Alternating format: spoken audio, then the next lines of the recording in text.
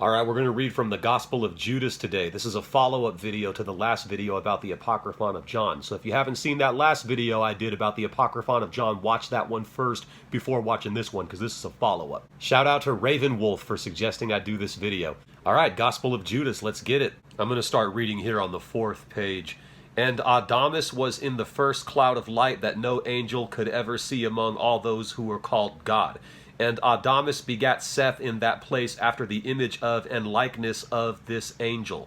He made the incorruptible generation of Seth appear to the 12 androgynous luminaries. And then he made 72 luminaries appear in the incorruptible generation according to the Spirit's will. Then the 72 luminaries themselves made 360 luminaries appear in the incorruptible generation according to the Spirit's will, so that there'd be 5 for each. And the 12 realms of the 12 luminaries make up their father, with 6 heavens for each realm, so that there are 72 heavens for the 72 luminaries.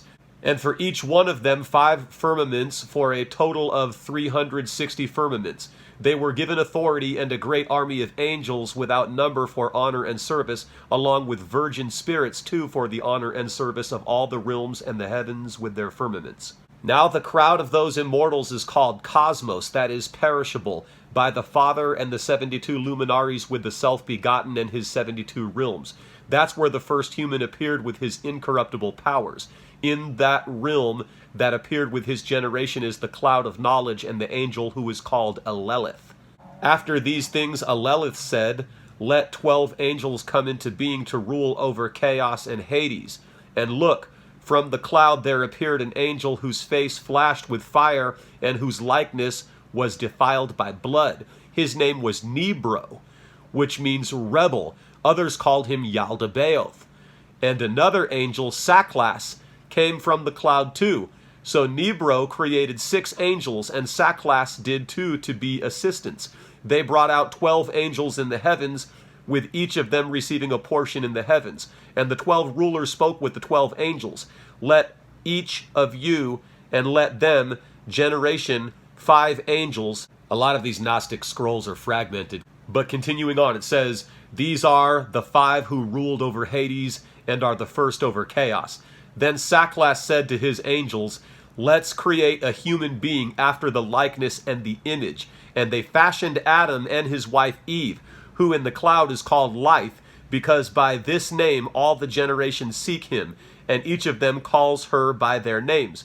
Now Saklas didn't command, give birth, except, again it's fragmented, among the generations which this and the angels said to him, your life will last for a limited time with your children. So what I'm pointing out here is the similarity of the Gospel of Judas to the Apocryphon of John, which is very interesting. What it reveals, if you've checked out the previous video about the Apocryphon of John, is that Christians are not following the teachings of Jesus, the man that they call Christ. Christians are way off of what Christ actually taught. This reveals what Christ actually taught. Christianity is a lie. It's one of the greatest lies ever told.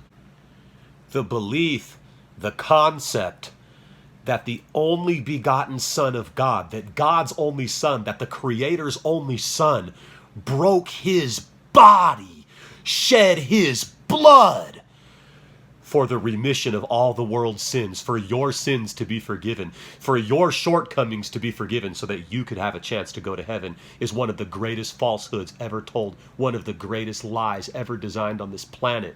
If you believe that, if you're a fundamentalist Christian, you are under the influence of some serious witchcraft that was designed to enslave you, to enslave your mind. You have no idea how powerful that witchcraft is that you're under the influence of. You're going to say the same thing about me, right? I'm the one under the influence of Satan and all this stuff, right? You know what I'm saying?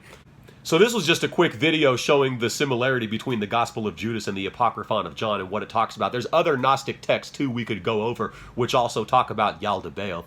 Like I was saying, if you didn't watch the previous video I did about the Apocryphon of John, this may not seem so significant to you what it's saying here about Yaldabaoth. But that's all for now. Peace.